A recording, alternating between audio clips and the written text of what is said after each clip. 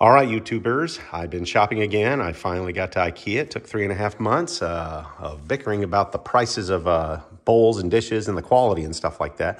Well, the IKEA bowls came out to be the top quantifier or qualifier because of the situation of the price. I mean, you get different types of bowls from different companies. I'm not going to say all of them, but some of them are just like super outrageously expensive, and the way they get broken in this house and how they get thrown in the trash by accident or on purpose is a long story. But anyway, we have bowls here. We have large bowls for $1.99 each. That's a good deal, folks. If you don't know it, you better go check it out at IKEA and other stores because that's a good deal. 79 cents for large plates, 79 cents for small plates, and 79 cents for small bowls. Now, there is some problems with the material. It's not that great. It's like a glass material. They do chip. If you can see the chip here, these are some older plates.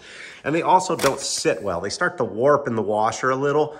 But for the price, if you compare it to Cornell or anything else, it's a good deal. So I would recommend to you to go to IKEA and check it out. Can't hurt you. It's just a trip.